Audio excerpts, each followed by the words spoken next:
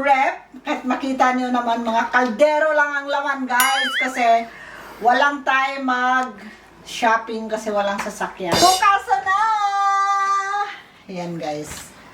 Ayan, tubig lang. Tapos, yung mga tirang ulam. Kasi sabi ko ni Susette, empty na yung aming rep. Wala nang laman to. Sabi niya, iwan daw niya yung sasakyan. Tapos, si JM daw mag-drive sa akin. Tapos, ayun, namili kami. Pero yung dito naman sa freezer, ayan, sarado natin. Puno naman yan. Kasi lagi ako nagpunta sa palengke diyan sa labasan. Pero yung mga laman, yung mga parang ice candy, mga ulam yan. Binubukod-bukod na lang natin yan. Hindi yan ice cream ha. Pinabukod-bukod na lang siya kasi pag madamihan, mahirap mag-defrost. Mabuti yung isang defrosan lang. Ganun ako. Kasi minsan kasi may kumakain dito, naghahanap ng mga ganun. Tapos di mawala ang ating mga sitria biscuit. Ang mga binibili ko lang talaga yung mga kailangan lang sa kitchen. Ayan, mga mantika.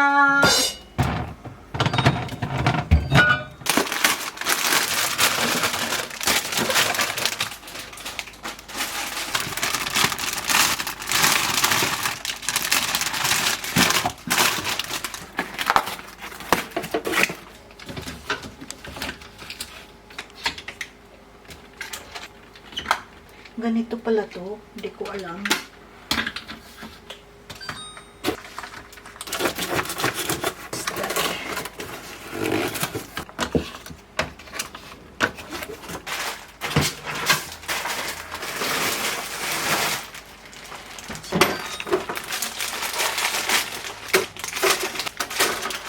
Ito yung favorite ni Lloyd, Pajibar. Lagi siyang respect nito dati. Nakita mo to, daing. Ilagay ko siya sa freezer.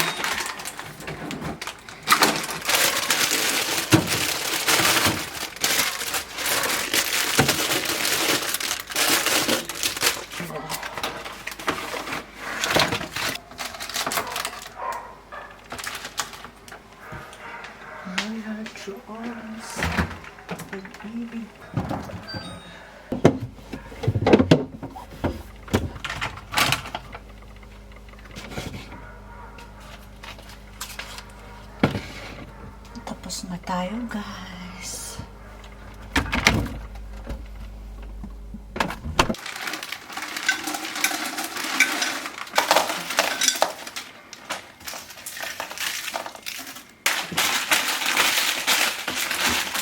Tapos na tayo sa rep. Nilagay ko na yung dapat i-rep. So dito naman tayo sa mga condiments na hindi stock natin guys. Ayan.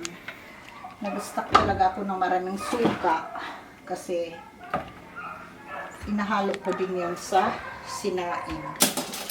Kay ponggok man tayo guys. Gamit tayo ng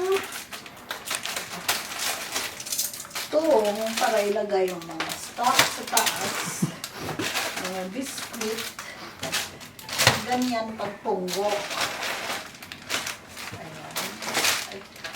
Kailangan safe siya. Ay, kabalit. Wala siya. Matasak. Uy!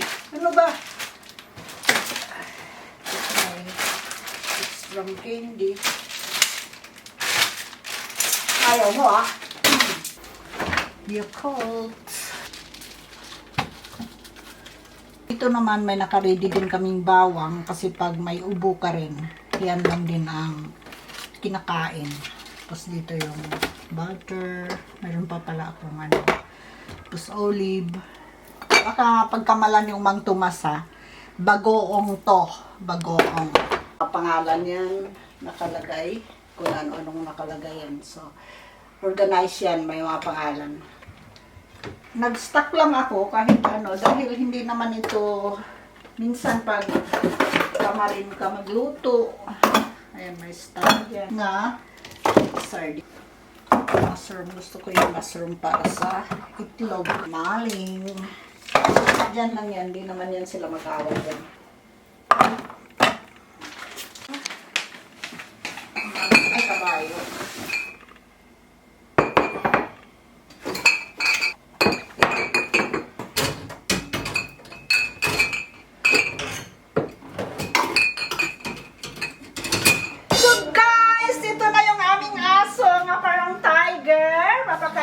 ngayon, bagong gupit siya. At poging-pogi, tingnan mo naman. Poging-pogi, ayan. Papakainin ko na kasi siya. Ito na lang ang natira naming dog. One and only. May 2 cats din, guys. Ayan. Galing, oh, guwapo. Parang kambing naman ah. Huwag naman. Parang tiger nga eh. Kambing na arp-arp aming tunog. Arp. Aspin yan, pero mahal na mahal. Ka-injection lang yan kanina ng anti-rabies. Tapos yung sa mga tests. Tapos, ano yata? Vitamins, hindi ko alam. Tagapakain lang kasi ako eh. Ang sarap ng ulam niya. Huwag mo na ipakita. Meatballs. Guys, tapos na tayo nagligpit sa ating mga groceries. Ang binili ko lang talaga yung mga needed lang talaga sa kitchen kasi yung mga ulam naman namin like mga fresh chicken sa labasan na ako bumibili. Tapos inayos ko na rin. Ang importante lang talaga yung mga dilata, yung sabon panglaba kasi mabigat bitin. Kaya mabuti na lang si Suzette, sabi niya, iwan daw niya yung sasakyan at isamahan ako ni JM mga mag-grocery. Kaya naayos na rin natin kasi empty na rin talaga yung aming rep guys at wala ng laman. Wala talaga akong time mag-grocery. So, kasi lagi ding nasa galaan guys. So, kayo naman mga kadinitors, kung mag-grocery kayo, yung mga need lang talaga sa kitchen, yung mga hindi naman kailangan talaga, wag niyong bilhin kasi alam mo naman ngayon, crisis masyado, yung mga needed lang talaga. Wag tayong mag-aksaya ng pera kasi mahal ang bilihin tapos tatapon lang. Nasa sa inyo din yon kung mamili kayo, kung marami kayong pera. So, sa akin lang naman, advice lang naman guys. Kaya tapos nagpatila rin kami kanina sa ulan kaya matagal kaming nakaalis. Tapos kahit may ulan, tingnan mo naman itsura ko. Ligo-ligo pa rin sa pawis guys kasi pawisin din ako. Ito na lang ang aking vlog. Abangan nyo ang aking susunod na vlog. Hindi ko alam kung anong next kong vlog. Depende ni GM. Gusto mo yun? Gusto ko yun? Para bongga na mga kadinators. Dito na lang. Bye-bye!